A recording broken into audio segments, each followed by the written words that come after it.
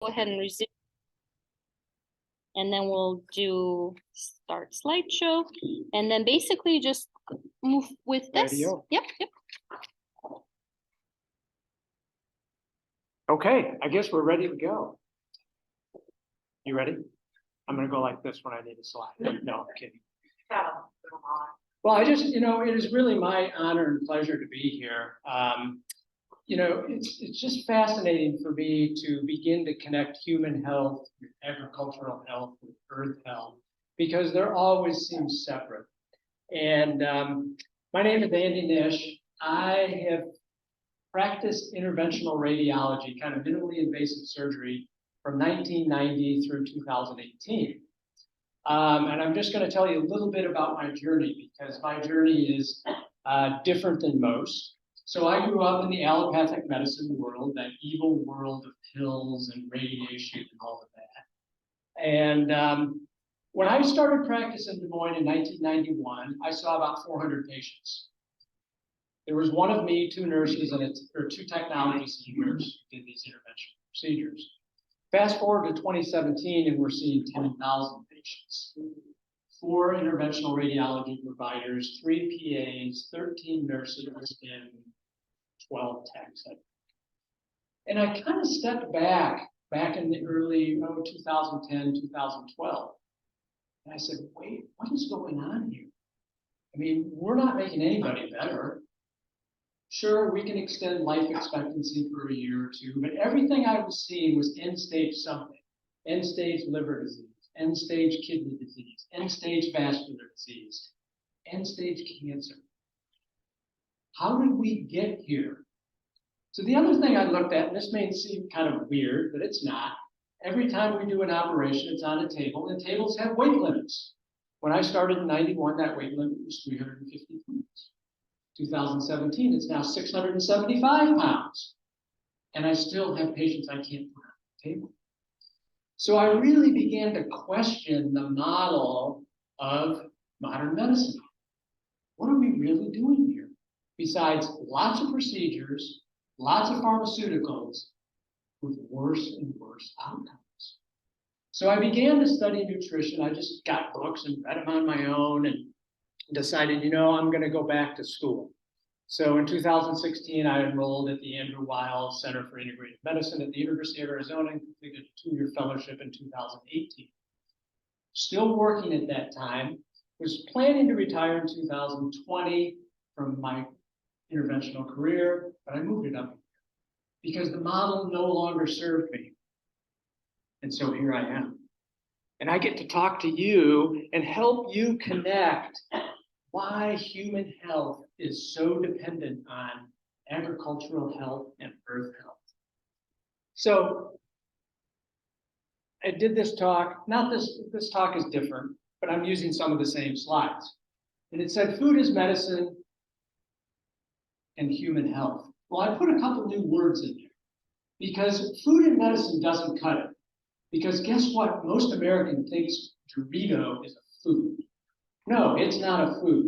It's a chemical conglomerate of ingredients that has no relationship to real food. So we have to define what food is.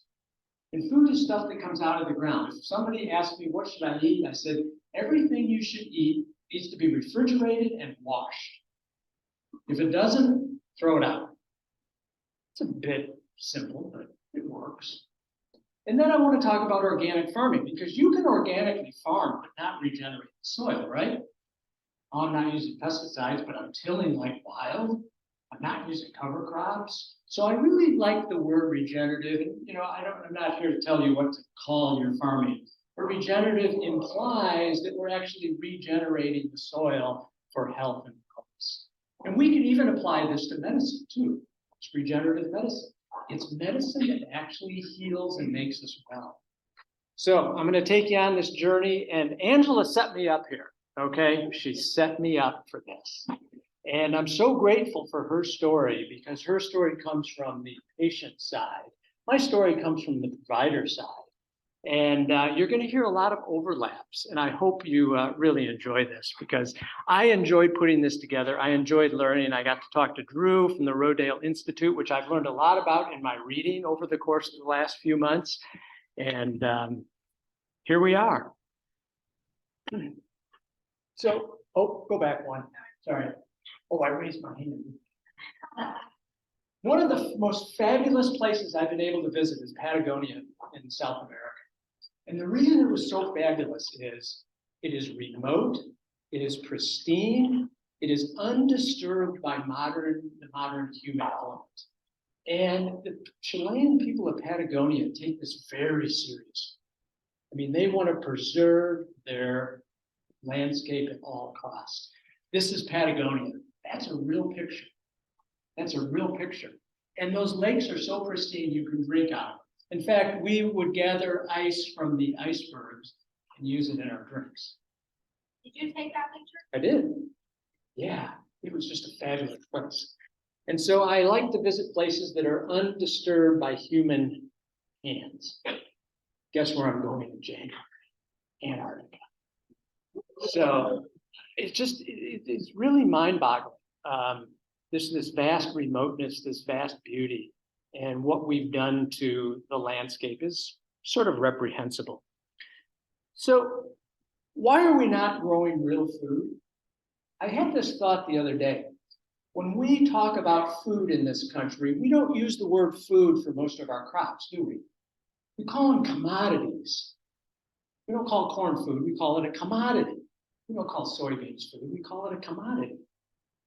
Why do we call them commodities? Because they're not food. They are not food.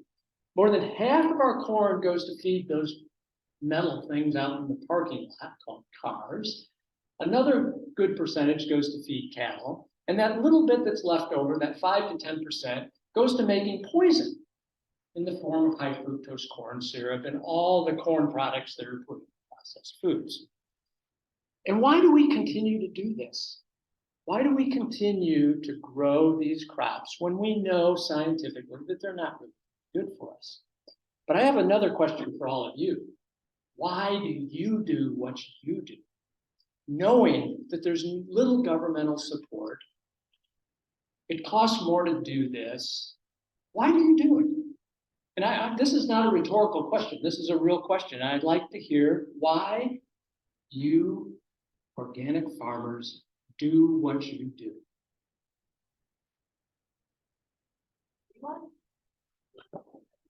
I feel it's part of being a good steward of God's creation. Yes, sir. For helping solving the problem. Okay.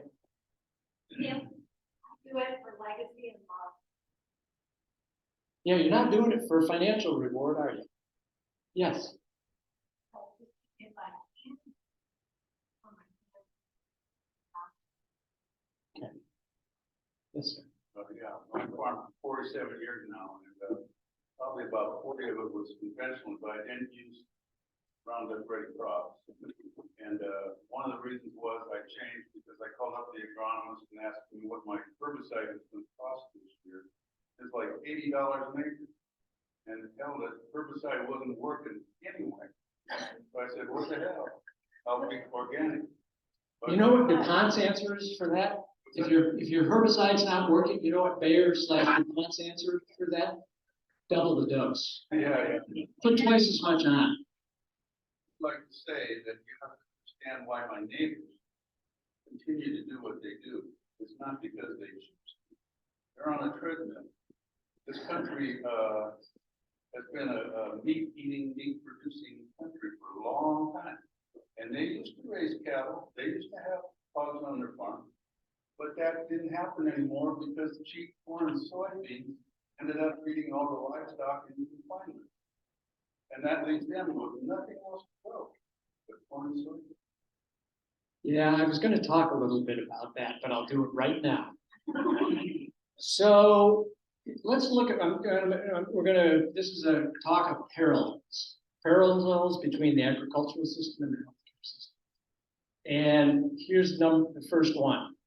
So the agricultural system has, in my opinion, enslave is a tough word, but I think that it's appropriate, has enslaved farmers to do it the way that the chemical and seed companies want it done, right? Because you got to buy the seed every year, you can't reuse it. And if you're going to buy the seed, it's Roundup ready, and you got to spray it with glyphosate, and then you got to put on all the other pesticides. So we've enslaved people. It's in debt. Now you got to buy the $1 million latest John Deere tractor that you can drive from your living room on your iPad. And so you have millions of dollars of debt. What about the medical system? The residents come out of residency. They're $300,000 to $600,000 in debt because of medical costs of medical school. Well, a lot of those residents are somewhat altruistic, and they say, you know, I want to do it differently. I want to be a real family doctor. I want to know the whole family, and I want to follow them generation to generation. And then they look at the price of setting up and practicing. No way I can do that. I got to get a job in the traditional system. We've enslaved the residents to the system.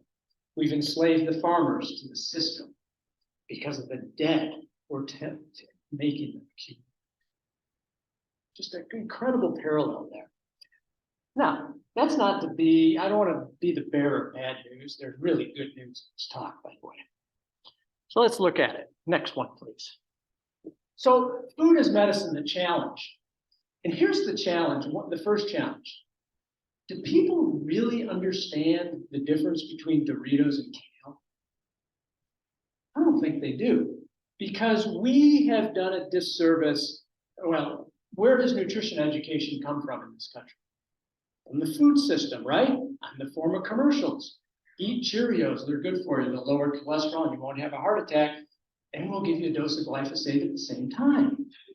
They don't tell you that part. So our education about nutrition comes through the food companies, and the food companies control the education that people are receiving in the universities. And what do we have? We have this ridiculous system of calories. It's all about calories, right? Calories in, calories out. Got to have so many calories from protein, so many from carbs, so many from fat. Nobody talks about nutrition. Nobody talks about micronutrients, macronutrients. Nobody talks about polyphenols, anthocyanins, and all of that stuff. So we have been conditioned by the food industry to think of food as calories. Well, we are not furnaces. We are intricately functioning biologic things, and we need more calories. So that's our education. What happens in medical school? We get about 6 hours of nutrition and hundreds upon hundreds of hours of pharmacy. Why? Pharmacy controls medical education. Pharmacy controls our journals. If you look at most studies, they're funded by pharmacy. That tells you right there that they are biased. When you look at articles in major journals, most of them are ghostwritten by the pharmaceutical industry and signed off by the primary investigator. If you want to read a very startling book, it's called Sickening. It's in my endnotes here. It's by John Abramson. He goes through all of this stuff. It goes through all this stuff. So here's the challenge for us to think about. Cell biologists, and Angela, one of the things that I think that I want to highlight from your talk is you had a belief that in the alternative world, you were going to thrive and do okay. And that belief is so important in how we are either well or not well. And there's a great book called The Biology of Belief. It was written by Bruce Lipton. It's on its 10th or 11th edition. And it really talks about how we think and what we believe in actually works most of the time. So what he talks about in that book is we have cells, and we've always thought the DNA controlled the cell. That's not true. The cell is actually controlled by the environment around it. So all of these environmental signals, whether they're nutrition signals, neurochemical signals, energetic signals,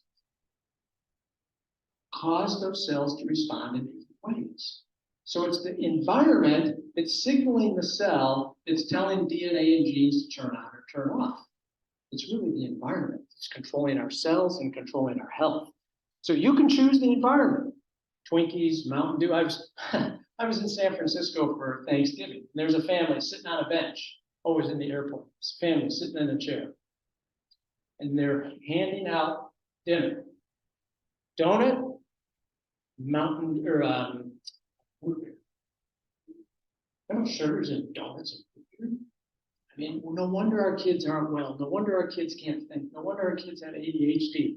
They're not eating food. They're eating food-like substances. Next, please.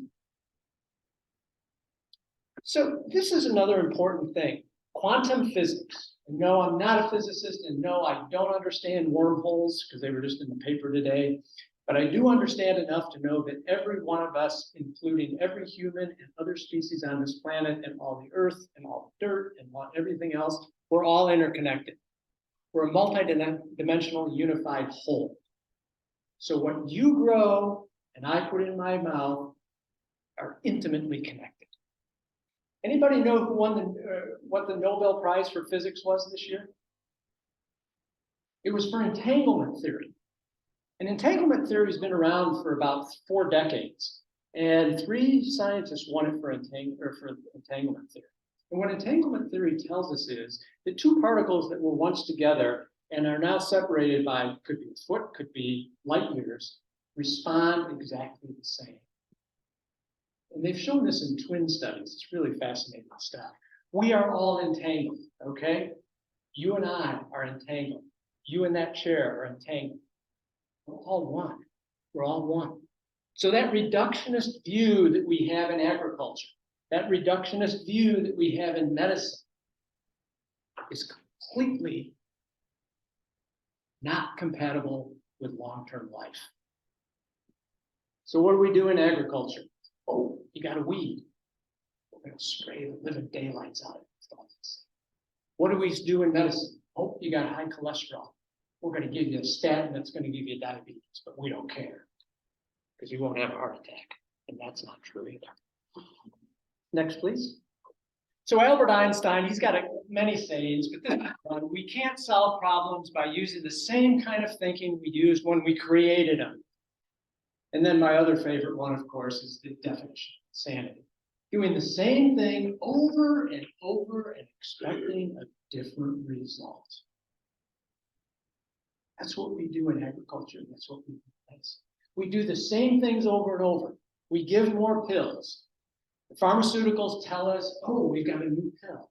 What they've done most of the time is they've taken the old pill, added a new methyl group, or changed the configuration from cis to trans, and then marketed it as a new pill, and it's no better than the old pill.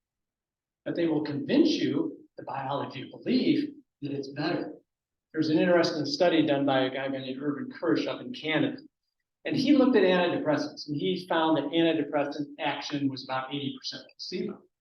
But what he also found that over time, they actually got better. Why? Because we advertised it more. We convinced people based on advertisement that they were better and were more effective. The power of belief. It's called the placebo effect. Next, please. So we have, somebody brought this up, the current standard American diet, SAD, and that's exactly what it is, sad, is killing us. It's killing us. It's the leading cause of premature death and disability in this country. Our diet. So we're seeing kids, 4 or 5 years old, type 2 diabetics. They're already diabetics. I have no idea what's going to happen to those kids in 30 or 40 years. Don't know. So, what does this mean for our food system and our health? How we produce and consume food is linked to how we care for the earth, every living being on earth, and how we care for each other. So health doesn't start in the hospital. Health doesn't start in the doctor's office. Health starts at the dinner table, the breakfast table. And health starts with all of you. Okay? You're the pharmacists. Truly are. And that's with an F. No longer can we view the earth as this inexhaustible resource for the taking. Our current agricultural model is exploitive and it is extracted, right?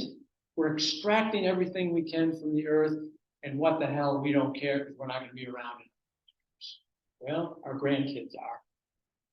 We must view the earth and all its creatures as this symbiotic whole. We are all in a symbiotic relationship with one another, and we're going to demonstrate that later, talk a little bit about that later, about microbiomes and how those little bacteria, trillions upon trillions, affect our human health, affect our soil health, and affect the nutrient value of plants. So we are all the earth. We're it. We're it. A component of health and wellness is dependent of delivery of highly nutritious foods that the body can assimilate through proper digestion and absorption. This is an enormous problem in our country. Not only do we not really have to digest our food, because it's pretty much pre-digested. A loaf of white bread, that's pre-digested wheat. You put that in your mouth and it is spiking your blood glucose literally instantly. And when we do that, we don't absorb the nutrients. We absorb the glucose, whatever nutrients in there, we really don't absorb very well. We must also understand the factors that are important for assimilation. Good food, food that's in the appropriate form. So nowadays, everybody wants to drink their food, right? Oh, we got to juice it, we got to make smoothies. And when we do that, we disrupt what's called the food matrix. And I'm going to talk about the food matrix because I think it's really important. So each of us, everything is inextricably tied to one another. Degradation of one leads to degradation of the other. Industrialization of each system has had disastrous consequences. And I'm going to show you some health statistics that will show you that. So there's a relatively new concept, and it's called the exposome. And this is kind of a diagrammatic representation of the exposome. But what the exposome is, it's a measure of the cumulative exposures in our environment over a lifetime that determines our health. So look at this, cumulative exposures over a lifetime that determines our health. It's diet, physical activity, work, toxic chemicals. Really interesting thing, Angela, when she was talking about her cancer journey, there are an incredible array of chemicals in our environment that are estrogen-like and stimulate estrogen receptors. They're everywhere. They're everywhere. So, you know, a chemical exposure when you're 60 is very different than a chemical exposure when you're 6. And those chemical exposures, even though they're small, and the EPA will tell you, oh, no big deal, that chemical doesn't cause any harm. Well, they've studied it, you know, for 6 months and didn't show it for a year or something. No, those chemical exposures are over a lifetime. They're cumulative. And so we need to be studying this not for 6 months, but for decades. And so we're exposed to smoking, we're exposed to social toxic events. Just watch the news and that's a toxic event. When's the last time the news made you feel good? I mean, we have toxic events every day. If you're on social media, it's toxic. It's toxic because everybody hates everybody else. And then we have all the biological responses. We have our gut microbiome, gene expression, which is so influenced by all of these. We're learning more about what's called metabolomics, how stuff is metabolized, how the bacteria in our gut actually are beginning to understand they metabolize and make vitamins for us, small short chain fatty acids. And then we have all of the external exposure, the noise exposure, the pollution. All of these things contribute to whether you are well or whether you are not well. So tonight, we're just talking about that one little part diet, but we're also talking about toxic chemicals and many of these other things. So it's a really great concept to really understand that we live in a holistic world influenced by multiple inputs over a lifetime, which is really important. So the current paradigm is modern agriculture is the solution to hunger and malnutrition. Not working so well, is it? So this came from the Rodale Institute. Drew, this is for you.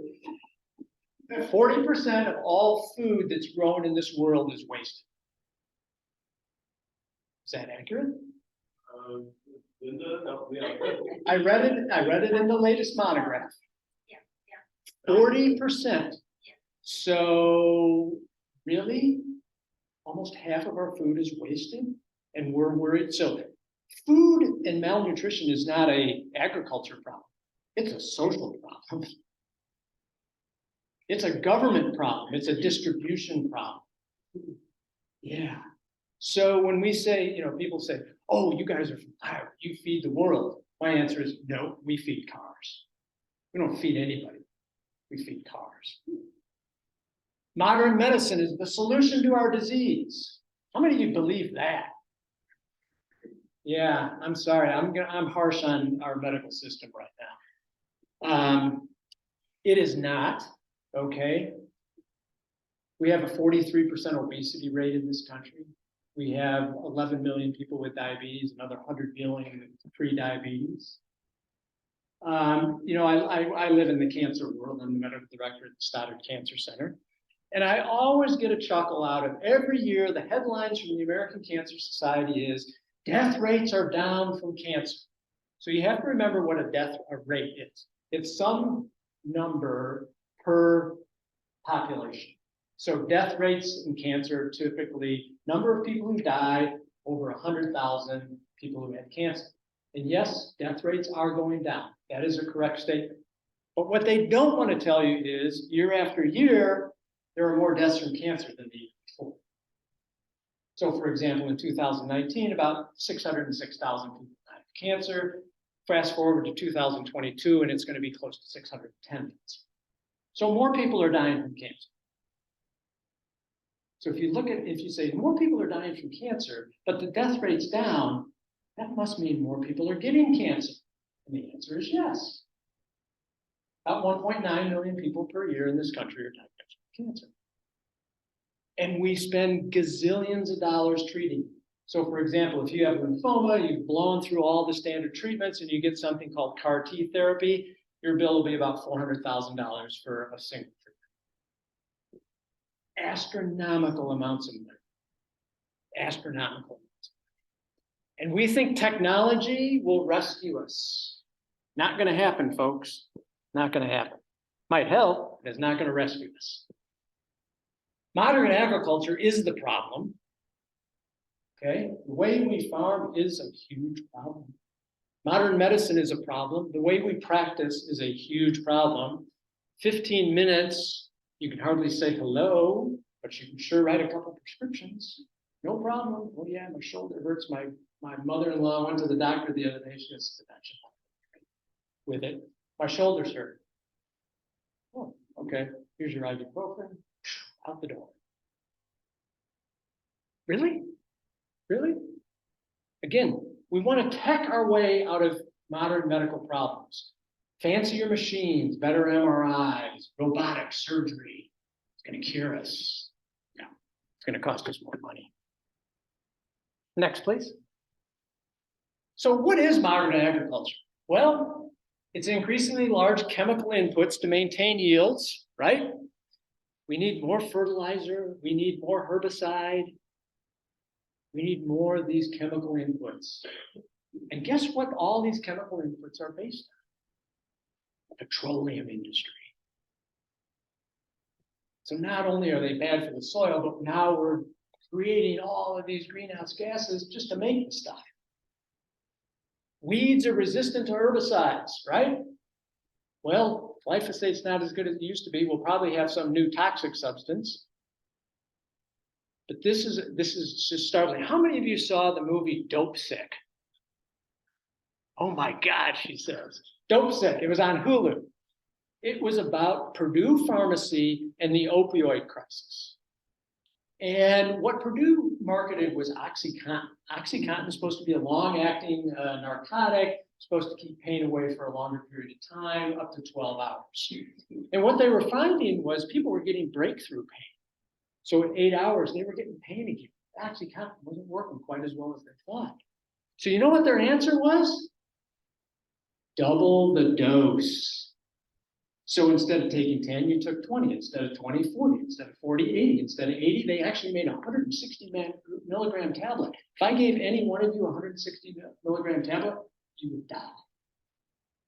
So I'm reading a monograph, preparing for this talk, and I come across weed resistance. You know what DuPont's answer was? Double the dose. Instead of spraying 0.75 pounds per acre, go ahead and spray 1.5 pounds per acre. It's okay. Double the dose. I just found that so funny. Because if you ever watch Dope Sick, and I would recommend it, if you really want to see how our pharmaceutical industry operates, watch Dope Sick. Michael Keaton is the main protagonist in it. He's a doctor. He gets hooked on OxyContin. Anyway, food supply is dependent on just a few crops, right? And we're going to talk about what we plant in this country and the world. Soil degradation, no crop rotation, incessant tilling, okay, spraying these herbicides which are affecting the microbiome below the soil. That's modern agriculture. And now we're creating these environmental dead zones. I live in Des Moines. We have this big project, this waterways project. We want to develop our waterways for recreation. And I've said to these people, I said, do you understand that those waterways are toxic? I wouldn't put my big toe in the Des Moines River. Well, but that's going to change. We're working with the farmers. Well, how well has voluntary mitigation of nitrogen runoff? Not very well. You know, if you go to the environmental working group, I look this up every once in a while. I look at the amount of nitrates in Des Moines water. So we have nitrate scrubbers. We take the nitrate out, we have about 2 of them. We're still at about 6 to 7 parts per million. And the average water system in this country is about, I think, 1.45. Our water's toxic. Our drinking water is toxic. Where's the button there? Okay, let's look at modern medicine now. Does this slide look familiar? Increasing large chemical inputs to maintain health. Pharmaceuticals. We sell more pills, more pills. Pills are the answer. All drugs have unwanted consequences. So glyphosate has unwanted consequences for our environment. Every medication you take, no matter how innocuous the pharmaceutical industry makes you think it is, it has side effects. It has side effects. We have bacteria that are resistant to antibiotics, and this is a combination medical and agricultural problem because we're feeding antibiotics to these cattle that are confined in these giant lots, and we're getting more and more antibiotic resistance. We're going to see more of it in the future. We're going to have a time when you go to the hospital with an infection and we may not have an antibiotic, and you will die. We're moving backwards. Health, quote, is dependent on using the same drugs that don't work year after year. Let me give you an example of that. How many of you have heard of statins? Right? Talk to a cardiologist and you ought to have your infant on a statin. But let me tell you the real, if you look at, there's a great website, it's called nnt.com, and I've got it on my end page. And it's number needed to treat. So how many people do I have to treat with a statin in order to get one positive outcome? And that positive outcome would be preventing a heart attack.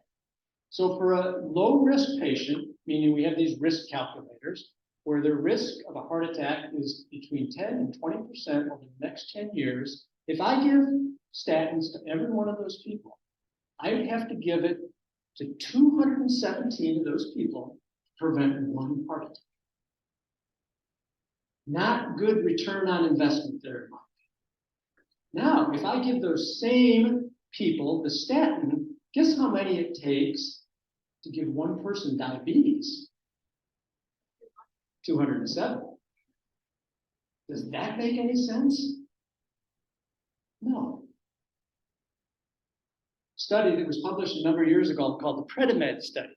And what that study did, it was not a head-to-head comparison with statins and diet. It was a head-to-head comparison of Mediterranean diet supplemented with olive oil and nuts versus a low-fat diet.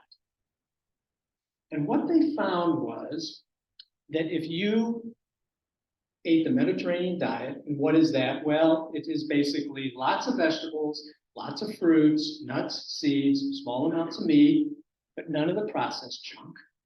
If you ate the Mediterranean diet with either nuts or olive oil, you reduced your risk of having a heart attack over the next 10 years by about 1.9%. It seems small, but that could be, take millions of people. That's a fair number of people. If you look at the statin literature and you take a statin for 10 years, you decrease your risk of having a heart attack by 0.47%. So you can eat nuts and olive oil in a Mediterranean diet and be 4 times less likely to have a heart attack, or you can take a statin. We don't hear that in the literature. Why? Mediterranean diets don't sell pills. There's no money in it, right? Unless you're an olive farm. Human health and soil degradation. Our soil is our gut microbiome, the 40 whatever trillion cells that live in our gut. The soil is the soil microbiome. Fungi, bacteria, protozoa, all these things are important for our health. And then we have human dead zones. So we talk about the dead zone in the Gulf because of all the runoff of the phosphate and nitrates. We also have a human dead zone. And those are called food deserts. And that's a policy issue. Next, please. So modern medicine, we're number one. We're number one. Anybody know what we're number one in? Here we go. Yeah. Cost per citizen is correct, but there's something that goes ahead of that, goes with that as well. It's not what you think. So yes, here we are. So this was a graph, this is from the World Bank, and this is the Organization of Economically Developed Countries. And you can see on the bottom line, or on the horizontal axis, is cost per person per year, and then life expectancy. So we have the highest cost per person per year of organized economically developed countries. And because we're spending all that money, we have the worst life expectancy. Shocking, isn't it?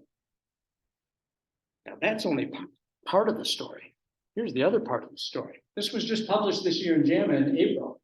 And this is looking at loss of life years between 2019 and 2020. This is pre-COVID. It's not post-COVID. This is pre-COVID. Look at this graph. So the average loss of life expectancy was just less than a year. New Zealand, Taiwan, South Korea, they all gained in life expectancy. Guess who's last on the chart? The United States. We lost over 2 years of life expectancy, yet we continue to spend more money. And guess what else we see? The racial disparities. African Americans lost more than 4 years of life expectancy. Unconscionable for the richest country on earth. So there's an axiom that modern medicine works to keep people healthy. Axiom means a preposition or statement that's taken as true. So we've been convinced of that, right? It's true. Modern medicine, best thing ever. You know what most of our life expectancy increase has been due to? 4 things in this country. Sanitation, public sanitation, better neonatal care, although we're going backwards on that one, antibiotics, and vaccinations. I know vaccinations are controversial, but they have saved millions of lives. We don't have polio anymore. We don't have smallpox anymore. Those are the 4 things that have really improved our life expectancy in this country. Not statins, not diabetes drugs, those 4 things. 70% of healthcare dollars are spent on the treatment of non-communicable diseases, meaning chronic diseases that we see every day. Heart disease, cancer, diabetes, Alzheimer's disease, autoimmune diseases. All these things are increasing in our society. Modern medicine treats disease and its symptoms, but it doesn't cure disease. Anybody know a chronic disease that we're able to cure with a pill? I don't, because they're all. These are lifestyle diseases.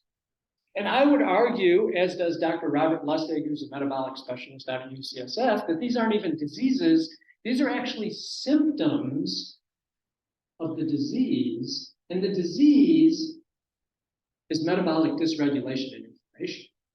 All these are just manifestations. So these are the symptoms of the chronic underlying problem, which is our metabolic dysregulation. A paper published by the University of North Carolina, 2019. They went to the National Health and Nutrition Examination Survey database, huge database run by the government. And that database tracks everything nutrition-wise. And what they found was if you take 5 measurements, 5 parameters, waist circumference, glucose level, hemoglobin A1C level, both measures of diabetes or not, lipid levels, blood pressure levels, what percent of people in our country, 19 years and older, were normal in all 5 metabolic measurements? 12%. That means 88% of people in this country are metabolically abnormal.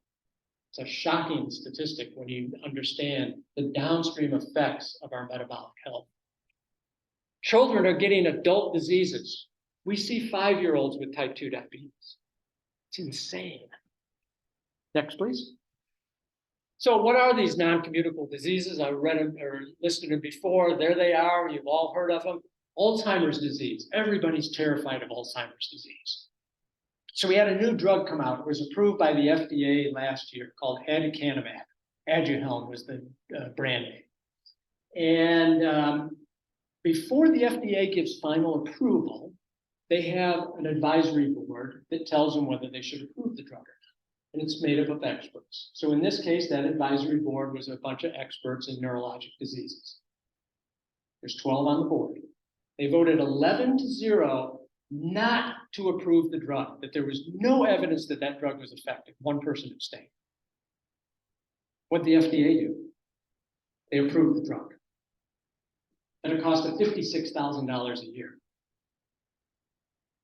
Now, they've since, Biogen has since withdrawn the drug from the market because nobody was prescribing it. Yeah, that's what we do. And it's the same class of drugs that we've tried over and over and over for at least 10 years, and none of them have worked. It's that insanity model, doing the same thing over and over and expecting a different result. And that class of drugs is supposed to take this beta amyloid protein, and it's supposed to prevent it from forming in our hippocampus in our brain. It doesn't work. Just read today, there's a new drug, same class. Oh, this is a great drug, it works. Well, we'll see. We'll see. But that's what we do. That's what we do. Next, please. So we degrade the human soil, which is our gut microbiome. The research is fascinating. Our gut microbiome modulates our immune system. It literally trains our immune system, helps train our immune system to keep us well. It actually communicates with our brain. Those gut bacteria literally communicate to our brain through the vagus nerve, this big nerve that innervates all of our gut, but also sends signaling molecules, nitric oxide, to our brain. So when you look at people with depression or psychiatric disease, we should be asking them, how are your bowel movements? Because that'll give us a hint. You have a gut problem? It's fascinating stuff. But we've destroyed it. We've destroyed it through our diet, through our monolithic diet of eating corn, rice, and wheat. We've destroyed it through the overuse of antibiotics. We've destroyed it because we've got glyphosate in most anything that's not grown organically. We've destroyed it, causing disease. Ultra-processed foods. Really great research on that. There was a study out of Paris a number of years ago, and it looked at ultra-processed foods. And ultra-processed foods are basically foods that are concocted from commodity ingredients. So corn, wheat, also with all these additives. So you look at the label and it's got, corn syrup, rice, and then it's got a whole bunch of chemicals that you can't pronounce. That's ultra-processed food. Sounds similar to what's happening to our agricultural soil. Our soil's dead. Our soil's dead. Our soil inside of us is dead. And when we don't have the proper microbiome, our gut is not protected, we get autoimmune diseases, we don't think well, we don't function well, and we don't feel well. Microbiome health, somebody asked about anthocyanins, and that's only, that's a great phenolic compound that's healthy for us. But the key to a diverse microbiome is a diverse diet. So the more different plants you can eat, the better off your microbiome is. So the challenge I always give my audience is, can you eat 30 different plants a day? And let me define plants. It's important. It could be an herb, it can be a spice, it could be any other plant. So when you throw herbs and spices in there, 30 is not that hard to do. It really isn't. But the more diverse our diet, the more diverse our microbiome, the healthier we are. They looked at African tribes, hunter-gatherer tribes, and we have on average about 60 to 80 different species in our gut. These African tribes have hundreds of different species. And guess what? They don't have heart disease and cancer at all. They still die of infectious disease, and they still die of trauma. Two things we can do really well in this country. Oh, this is a picture of the Gulf of Mexico and the dead zone. So what is the dead zone? Well, it's a zone where there's no oxygen in the water because we dump all of our nitrates and phosphates into the water, and we have these algae blooms that consume the oxygen and nothing else can live. Agriculture right now is a net contributor to greenhouse gases. Again, from the Rodale monograph, I learned this. If we could get everybody to go organic and use regenerative techniques, you would not need carbon pipelines, which is one of the most ridiculous things I've heard. So we have this great way to get rid of carbon in the atmosphere in Iowa. It's called soil. Done properly, our soil can absorb all this carbon. You don't need $100 million carbon pipelines. That's a pipe dream. Stupid. Nitrogen and phosphate, and then we have the herbicides and pesticides that are killing everything. Okay, you know, when Monsanto first developed glyphosate, I said, oh, you know what, it's safe for human consumption because it affects this pathway called the Shikimati pathway, and humans don't have it. But what they didn't know is that bacteria in our gut do, and it really affects the bacteria in our gut. So here's a short history of glyphosate, and I'm sure you're all familiar with this. I just found it fascinating. So glyphosate was synthesized in 1950 by Henry Martin. In 1964, it was actually patented as a chelating agent because it chelated heavy metals, zinc, iron, copper, magnesium, all these heavy metals that we actually need in our soil for plants to grow. And then 1974, Roundup was born. Anybody celebrate Roundup's birthday here? And then this is interesting too. In 1985, the EPA considered it a Class C potential carcinogen. They were worried about it. But somehow, in 1991, they weren't so worried about it. They took it off the carcinogen list and said it's non-carcinogenic. It's okay, drink the stuff if you want. And then in 2002, this was really, we adopted it as a desiccation agent. So it wasn't used to kill weeds, it was used to desiccate plants to improve the yields.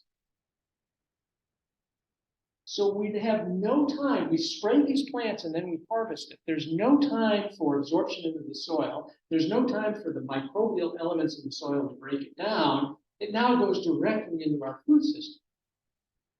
You might as well just put it in the drinking water, I don't know. So, you know, in this year, the CDC is now actually tracking urine glyphosate levels. And what they found in their first year is 80% of tested samples had glyphosate in the urine. University of San Francisco did this a number of years ago and found it to be 93%. And what's really interesting is when you look at the paper from the CDC, the amount of glyphosate in the urine, not the amounts, the percentage of people with glyphosate in the urine was the same if you ate organic or not, which was disturbing. Drift, right? You have a sign back there, no spraying. But glyphosate can drift for miles, at least according to my reading. I'm not an expert, but you can tell me. But even though you're farming organically, you still may have glyphosate, which is really coming down on our rain. in the rain. Yeah.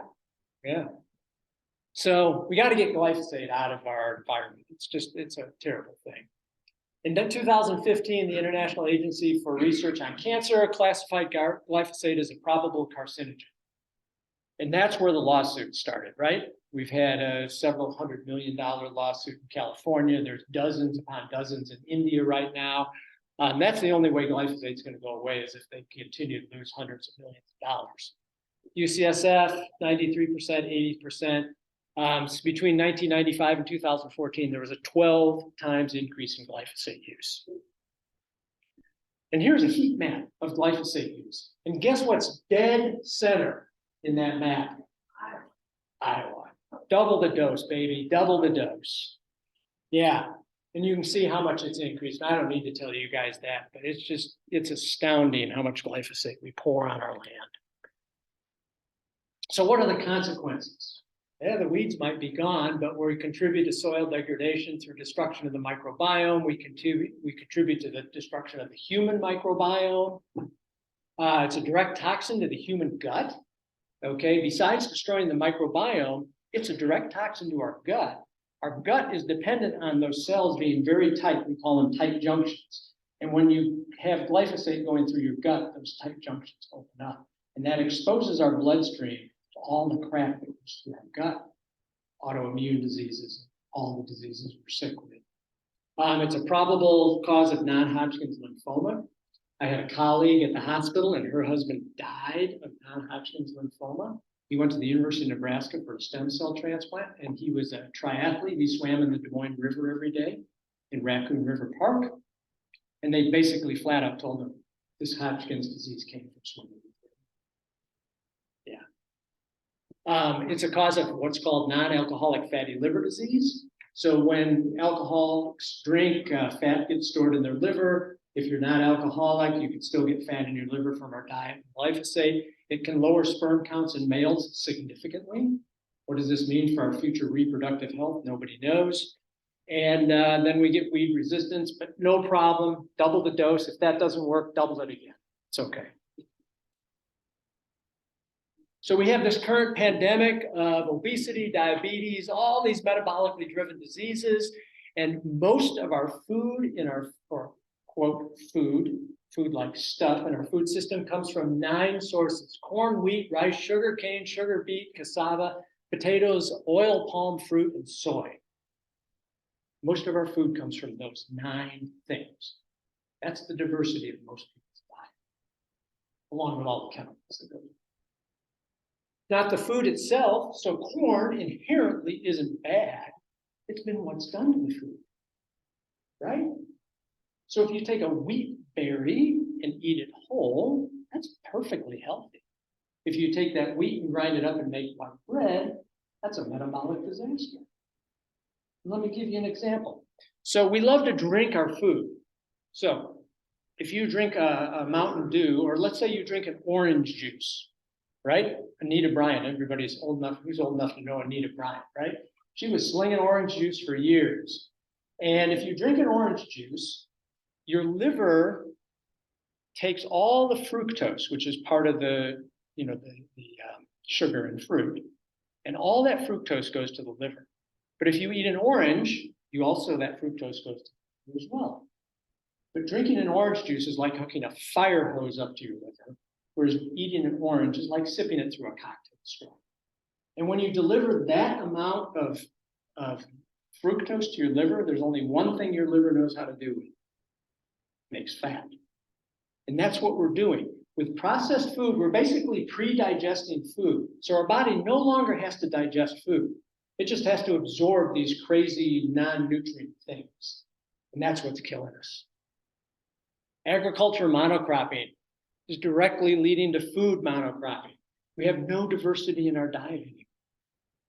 What's going to happen when a disease comes along that kills corn? Yeah. Do we think about that? Do we think about that? It would be. But let's look here. Everybody thinks, oh, we don't have any nutrient deficiencies in this country. Baloney. This was published. This is named data again. This is government data.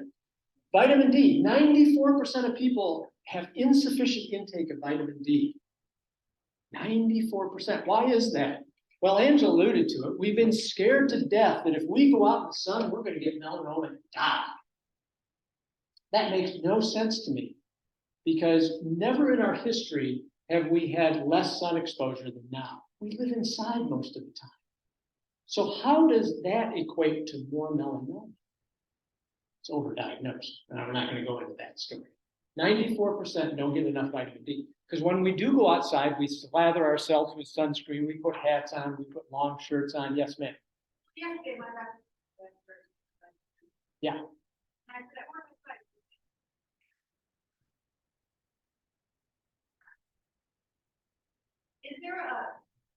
Is it the vitamin test that says, is it the way that the measurement is taken?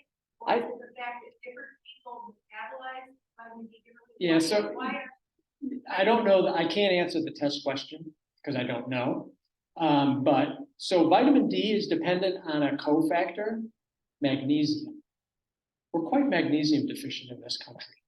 So if you don't have enough magnesium, you don't manufacture vitamin D.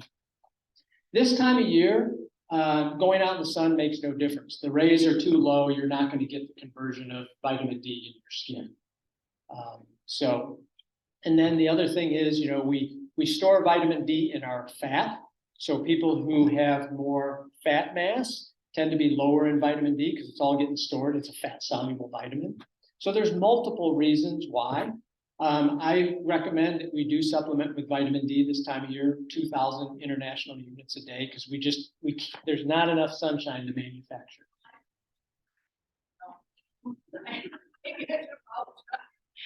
No, but you know what? If you're low in vitamin D, it's okay to take a supplement. It's okay. So one of the few that I actually recommend. Look at this, vitamin E, vitamin K, magnesium. 52% of us don't get enough magnesium every day. Recommended amount of magnesium is about 330 milligrams for women, 400 milligrams for men. Our soil is deficient in magnesium.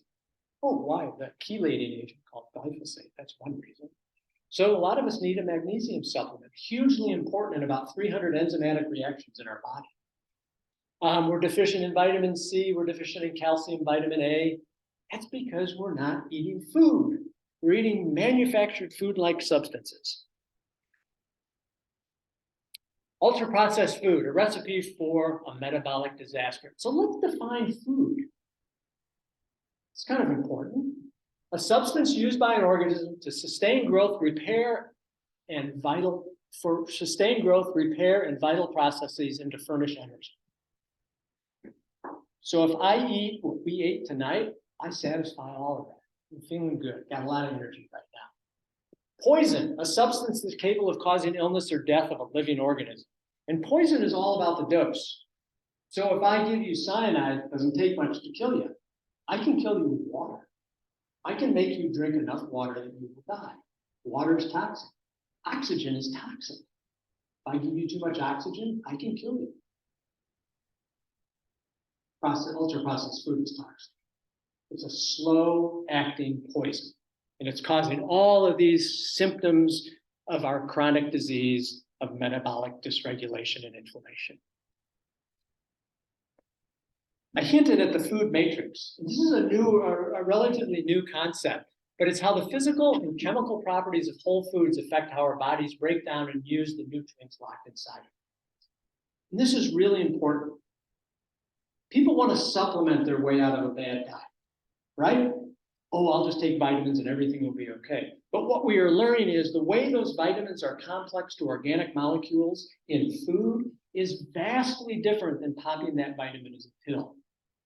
So it's so important to eat food as close to the natural form as possible.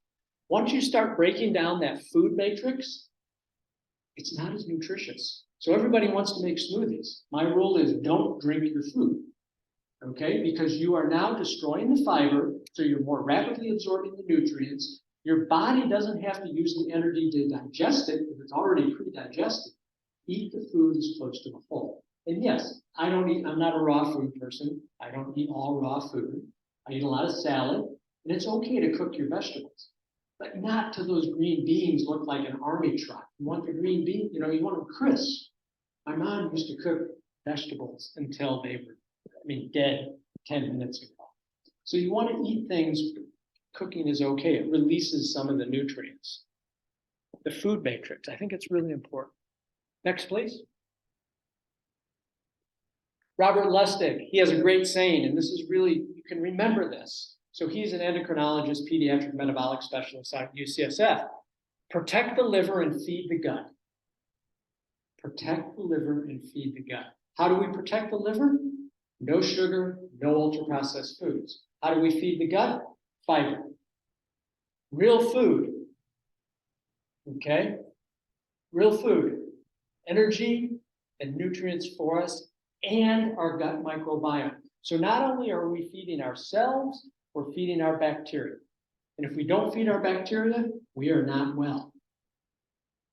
We think a calorie is a calorie. It doesn't make any difference where it came from. It doesn't make any difference what form it's in. Not true.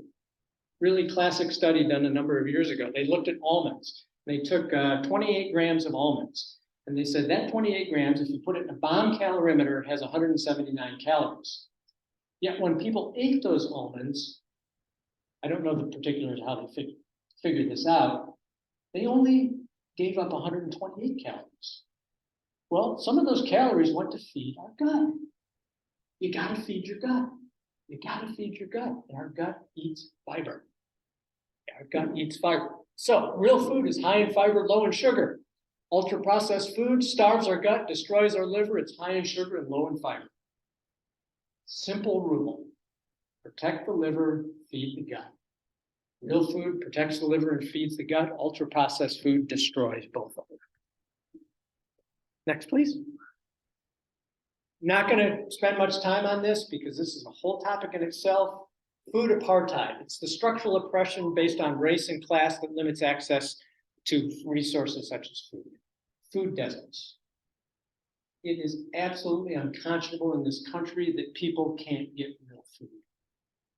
There's places in Des Moines that are food. Drake neighborhood, I think, is still a food desert. I don't think there's real food within a mile of Drake. So what do people do? They go to Casey's and buy the Coca-Cola and the Doritos for 99 cents. And that's what they live on. That's a social problem. Not here to solve that. Next, please.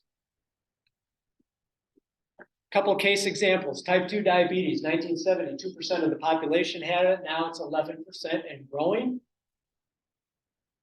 Okay, that wasn't accidental. Food system. Direct cause because of our food system.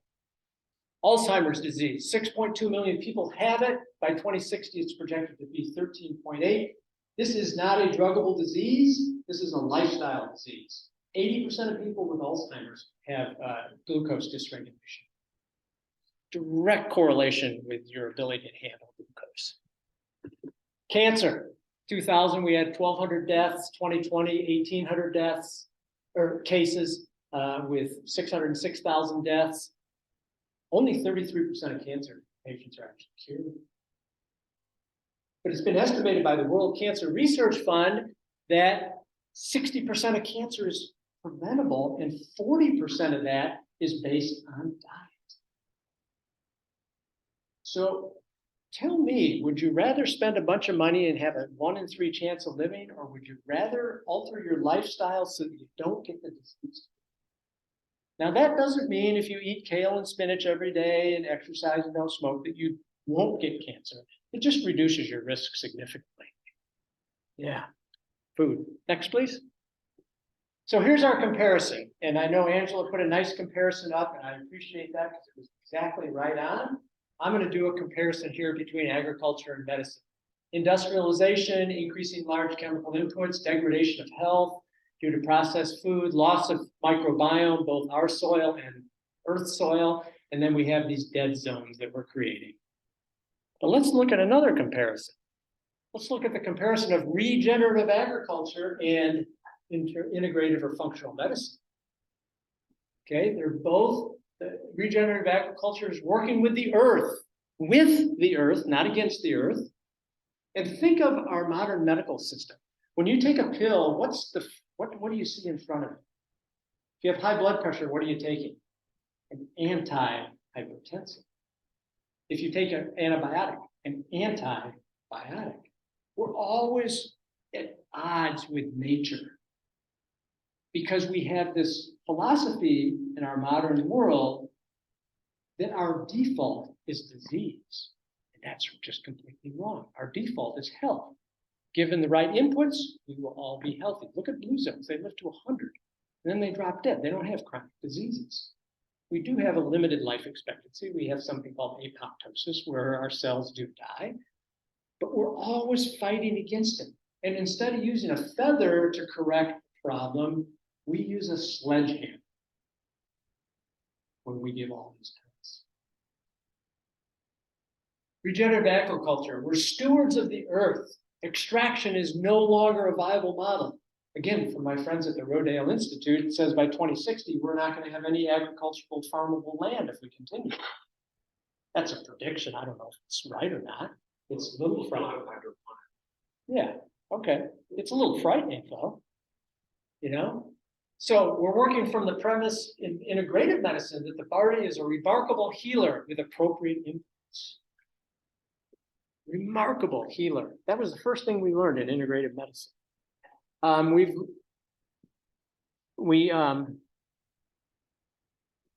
With regenerative, we want to minimize industrial inputs. With integrative, we want to minimize pharmaceuticals. Yes, there may be a place for them, but only on a very short, limited basis. We want to improve soil health and regenerative agriculture. We want to improve our soil microbiome in integrative. We have a whole world view in both, okay? That we are bigger than ourselves. We are part of this world. And in order to take care of ourselves, we have to take care of our world.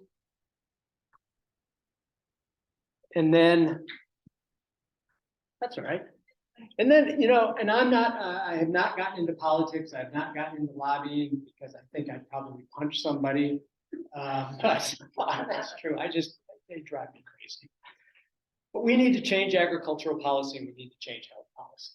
In order to do that, I guess we do have to go to the Capitol and keep hammering this away. Change agriculture, change health. You can't fix healthcare until you fix health. You can't fix health until you fix diet. And you can't fix diet until you fix agriculture and the environment. So guess what? This is all on you. You are the key to health. You are the pharmacists. Didn't know I was going to lay that one on you tonight, did you? You're the solution. More biodiversity, improving our soil health, all the things we've talked about. Look at what we could do with organic agriculture. We can improve human health. We can improve soil health. We can use fewer chemicals. That means less petrochemicals in our environment. We can sequester carbon. We have this huge ability to sequester carbon in this stuff called soil, but we ignore it. Food is medicine. This was written by Mark Bittman, who's a pretty famous food writer. Food is a substance that provides nutrition. Much of what produced in industrial agriculture is literally not food, but poison.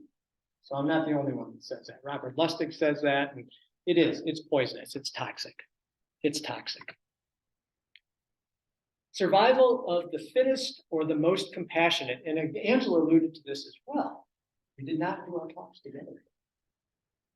The structure of our society has been shaped by the illusionary idea of rugged individualism, right? Isn't that what this country was founded on? It's all about the individual, pulling yourselves up by the bootstraps. That doesn't work. It really doesn't. Darwin says, and he was misinterpreted, the most sympathetic or compassionate species will survive in the long. Robert Sapolsky, he's a neuroevolutionary biologist out at Stanford. The long-term survival of a species is predicated on nurturing, caring, and cooperation. Ruthlessness allows for short-term gains, think Wall Street, but not long-term survival. Look at great societies that didn't survive. What's the one thing they had in common? They could no longer grow food. Yes, sir. For agriculture. Yeah, they couldn't grow food.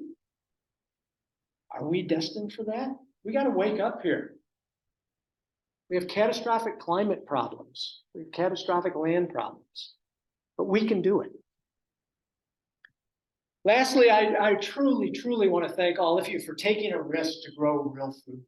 Because I truly think it's a risk. It's a financial risk, and it's hard. It's hard work. I know that if you're not picking root vegetables and stuff, it's hard work. Your commitment is a model for improving our food system, but it's also a model for improving all the other systems that are intricately related. So just a big thank you to all of you, because I really applaud you for doing it. I respect you for doing it. And you are the solution to our healthcare crisis, believe it or not. I put in some end notes, just some different references that I've used, some different books, and feel free to do with them what you want. And that is it. Thank you very much. I'm sorry I'm over time. But over 10 minutes. We'll do questions now, if you're up for it. No questions. No, go ahead. I'm kidding. Yes, sir. Yeah, I'd like to say something that's organic, something that would retract from the idea of regenerative. Because regenerative doesn't really have a definition, operational definition, but most of the time it's interpreted as improving soil health. And therefore, you can have corn and soybeans genetically modified and sprayed with Roundup if they use a cover crop and do no-till. It's regenerative. And that's just nothing but baloney. And isn't the opposite truth though too? That I could not till, or I could till all I wanted to, not plant cover crops, but I don't use fertilizers, so then I'm organic. No, I don't think so. Because you have to have a rotation. Anyway, that's why I put it in parentheses, and that's why I left both up there, because some people want to refer to it as regenerative, and I'm not going to argue about the semantics. Well, it's important to argue because agribusiness is co-opting this idea. Yeah. And there's movies out like Kiss the Ground. It's totally apolitical. So when you talk about policy, you're talking about first you got to convince all the American people of what you said here, and then they will stand for policy. But if they don't know this, forget it. Those people in Washington, D.C. don't represent our interests whatsoever. Right. And that's why I think it's important to connect organic with health, because I don't think people get it. And so you have to educate people that if you want to be better, this is what you need to do. And you need to support all these local people who are doing what they need to do to make good food for you. Yeah. Yes, sir. You use the term metabolic dysfunction. Uh-huh. What does that mean? Yeah, and thank you for asking that. So it means we are not processing glucose and fats in a normal way. So for example, the end stage of metabolic dysfunction is diabetes. We don't know how to move glucose from our bloodstream into cells, and most of it is due to our poor diet and way too much glucose in our system. So it just means you are unable to normally process fats and carbohydrates. Tell us about how you will grocery shopping. So I was talking to someone earlier tonight, and so usually between May and September, we rarely go to the grocery store.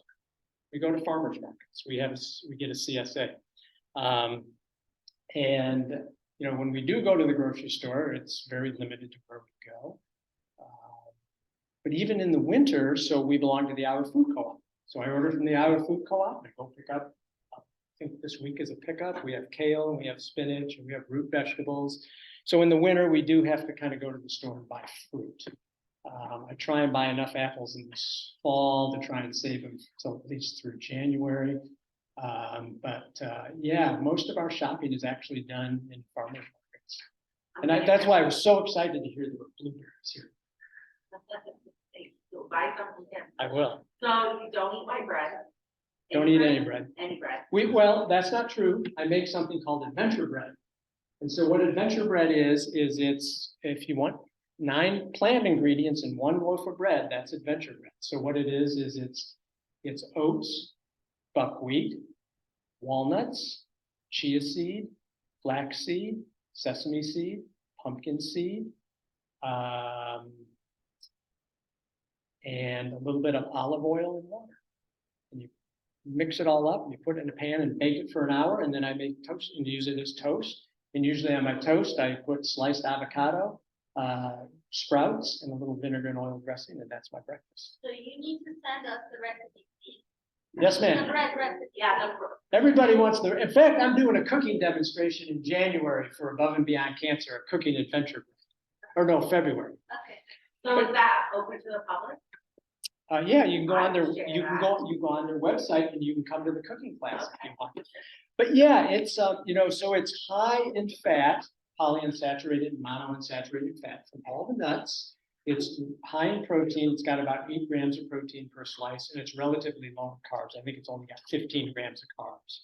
So when, you know, breakfast to me is almost the most important meal, and you want to start out with high protein, high fat breakfast. Not this carbohydrate load of donuts and things like that. So are you a vegetarian? No, I eat meat. I get my meat just down the road here. So Nick Wallace, I buy all my meat from Nick. Yeah.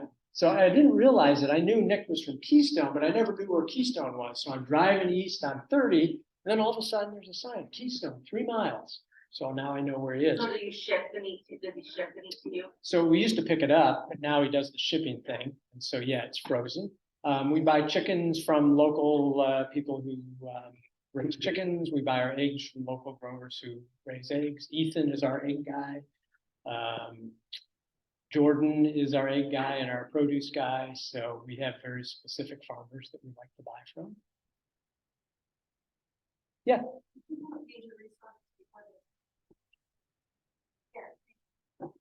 Oh, there you go. I'll send the PDF of this so that it can be distributed. Yes, we have. Yes.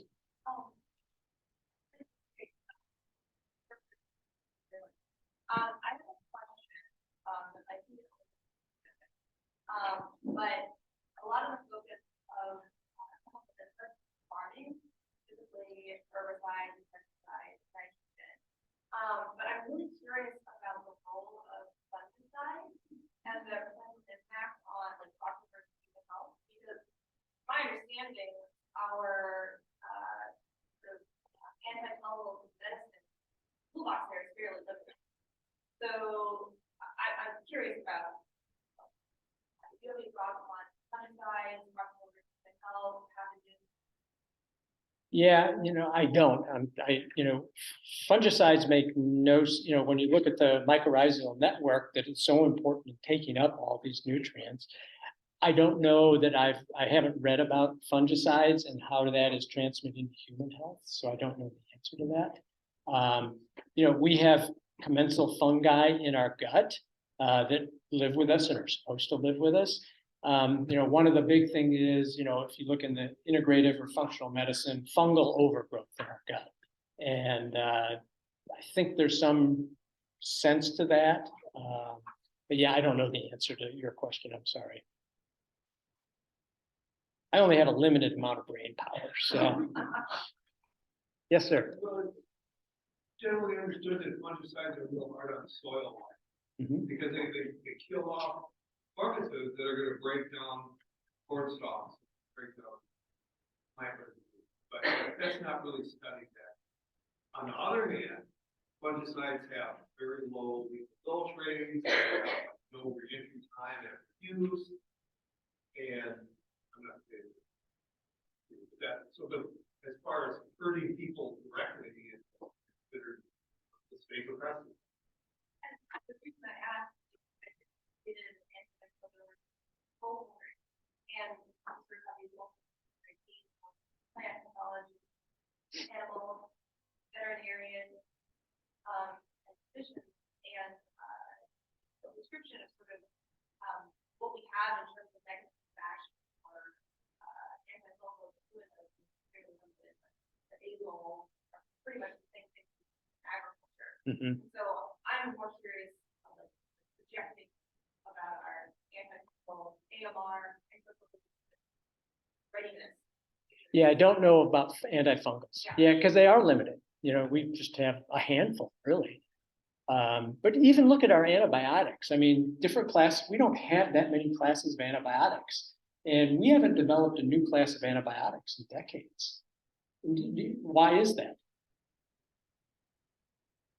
Because pharmaceutical industries want to develop drugs you have to take every day for the rest of your life. Antibiotics are time limited. Here, take it for 10 days or 7 days. So they don't put R&D into antibiotics like they do medicines for chronic disease. I just like it with the comment that large animal veterinarian works mainly with conventional status quo agriculture. And address you on that, glyphosate was patented in 2010 as a human antimicrobial and also as an anti-parasitic that works on malaria. Okay, well anyway, we use 130 pounds of that pure glyphosate, the acid form of it, per square mile, 640 acres on all the ag ground. That's how much we use. Okay, then as a veterinarian starting in 2017, if a client uses tetracycline or another antibiotic in feed, we have to write a VFD. So I've been trying to get all my veterinary colleagues and experts at Iowa State that yes, we should worry, we want to be responsible, but should we worry about a mastitis tube into a cow and then hauling her manure out to the field and then ignore the stupid glyphosate? Because now most of our farmers don't even have livestock and it's all row crop. And so I really want researchers like you or whatever, you got to go after the big thing first, in my opinion. But I'm not getting anywhere trying to convince. So I'm frustrated. Yeah, I'm very frustrated because we know what's going on. We know the importance of genetics. Well, are you aware of Dr. Lee Eveslin and his book, Breakfast at Monsanto? No. Okay, I'm going to give you that. I want everybody to know about it. I bought a bunch of copies of the book and spread it out in practice. He is a human, he's a pediatrician, but also was a hospital administrator and taught at the University of Hawaii. The Hawaiian Island, where the 4 major seed companies produce seed if we have a disaster here. So he got put on a panel. He was one of 3 citizens with a mediator to keep the peace. There were 3 industry guys, 3 citizens. He was one of them. And they studied, they looked at all the peer-reviewed literature they could find on glyphosate starting in 2017. They went for 14 months. And then when they went to publish their findings, what they found out, even with our inability to fund a lot of these research projects that aren't going to benefit industry, he wrote a 100-page book that you can understand with over 100 references in it. They're all after 2017. And what he can show is there's at least 30 peer-reviewed studies that show bad things with glyphosate, and every one that supports it. And what they clearly showed is that the EPA would have made industry feed Purina rat chow with glyphosate in it to pregnant rats, pregnant mice, and pregnant rabbits, that you get an epigenetic change to the sperm and to the eggs and that developing fetus that doesn't show up until the F2 and F3. So it doesn't show up until your grandkids and your great-grandkids. Just like you put up there, it's non-alcoholic fatty liver syndrome, and increased diabetes and obesity and mental issues. So, it's. Does everybody know what epigenetics is? So epigenetics? Yeah. Okay, I just want to make sure because it's just. I'm not clear. So epigenetics is basically environmental inputs that can change how DNA is expressed. It doesn't change the DNA itself. So those base pairs are exactly the same, but so DNA is wrapped in these histone molecules, and it changes those molecules such that different genes are either turned on or turned off. And even though it doesn't change the base pairs, they can be generationally passed on abnormalities. So we'll see, like one of the classics is diethylstilbestrol. Okay, that was given to women, and what they found is their offspring had a very high risk of vaginal cancer. That was an epigenetic phenomenon based on a chemical that passed to the next generation.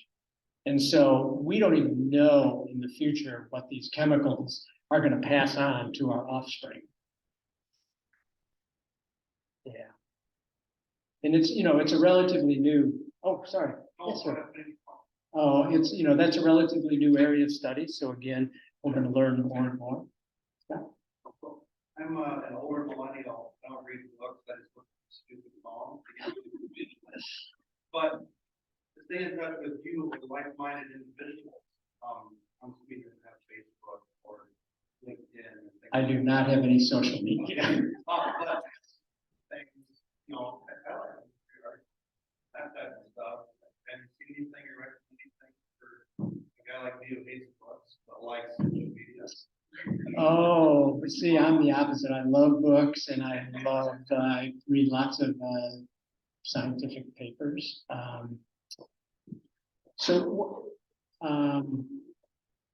Like specifically, what are you looking for?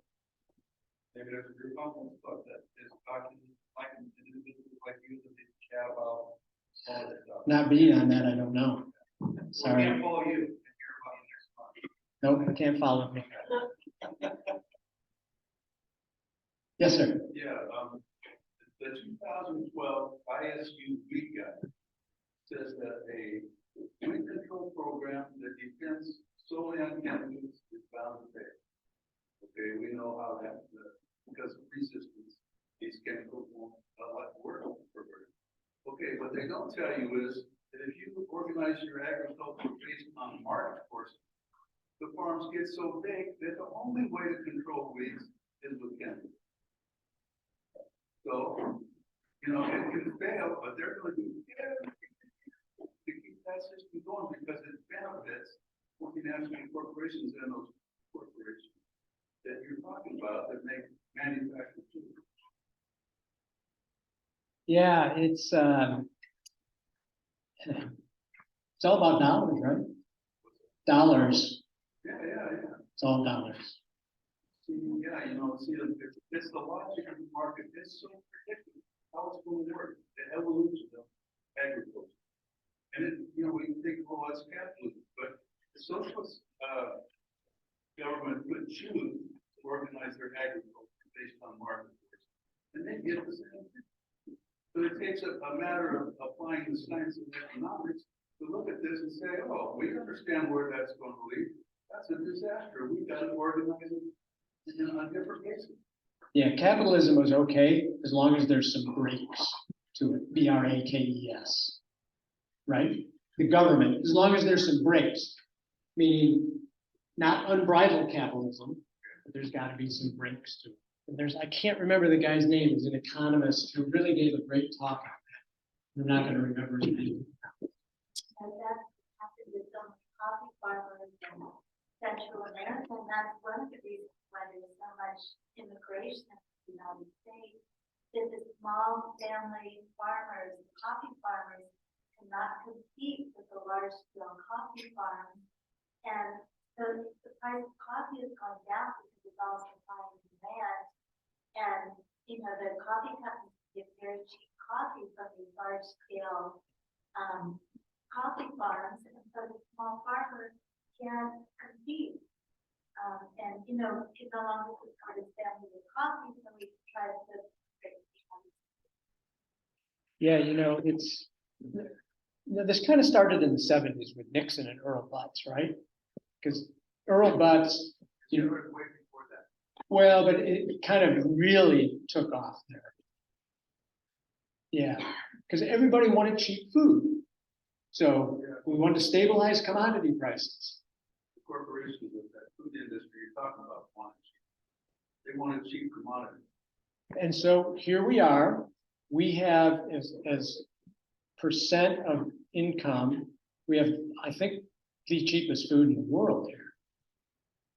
But that's what we expect. It's just like gasoline. Everybody squawks, oh my God, gasoline's $4.50 a gallon. In Canada, in England, it's cheap over here. Same with food. Maybe food wasn't so cheap, we want to be late before you perspective. So what do you think of the thing? Yeah, jury's out on that one. I mean, do you think that Highly processed.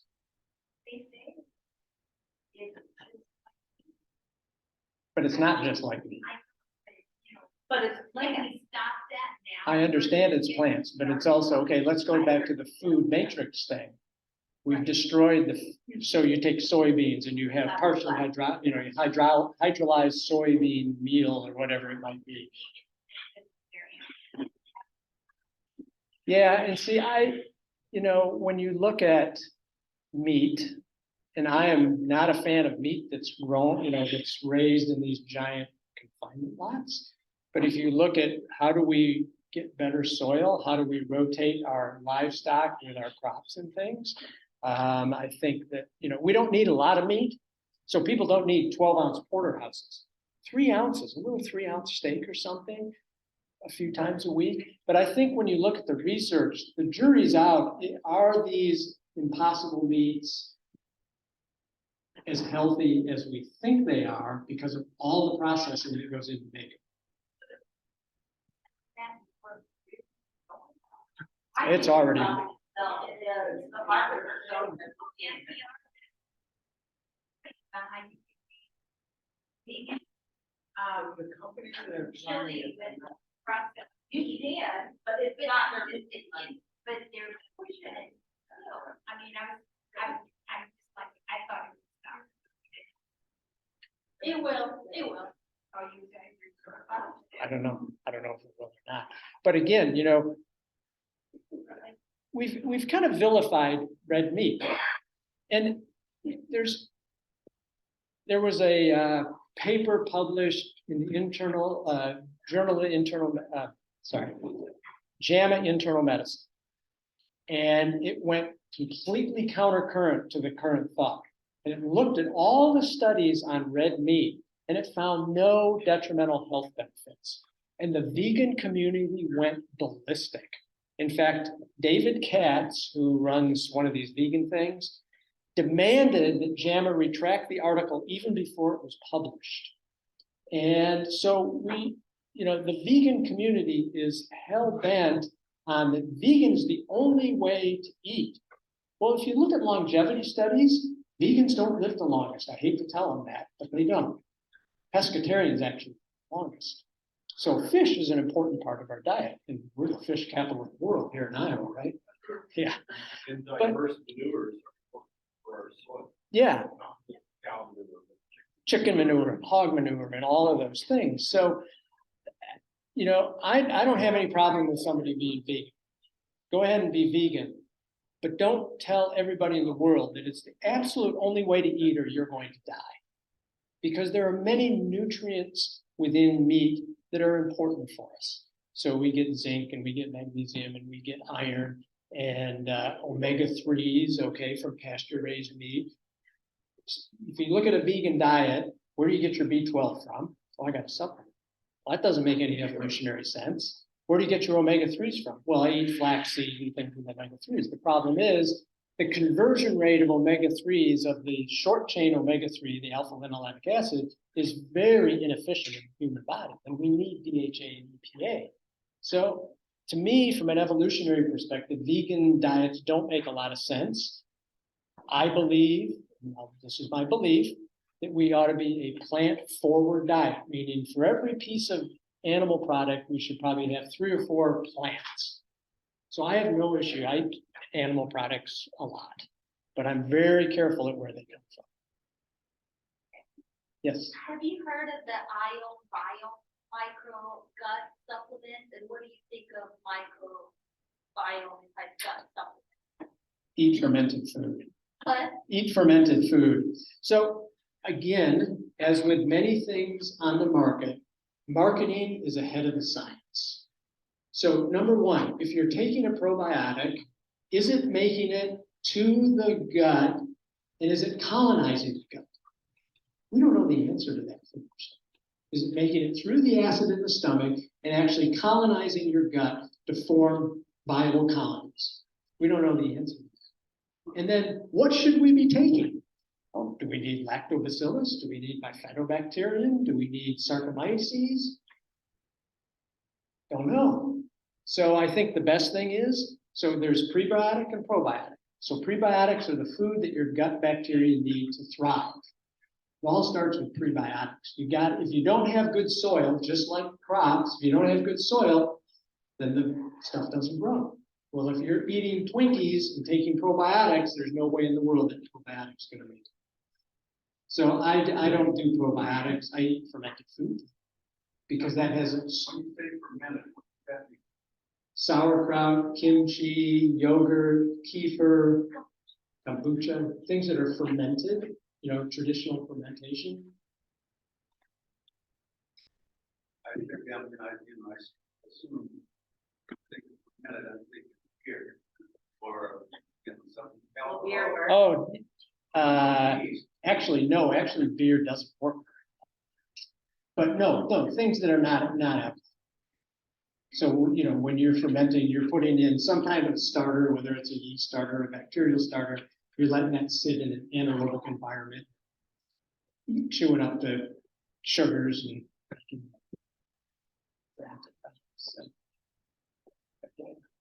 Yeah, there's 90-some thousand supplements on the market, most of which have little, if no, any research. So it's get your nutrients from food. I like to comment real quick on the same.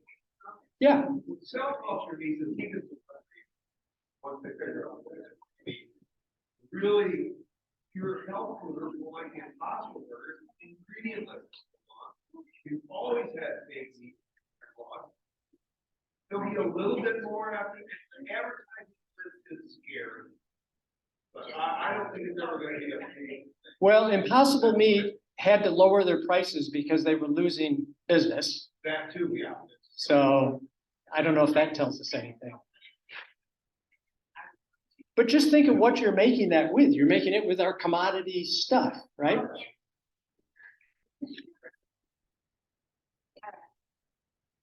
Okay, thank you. Thank you, Dr. Nish.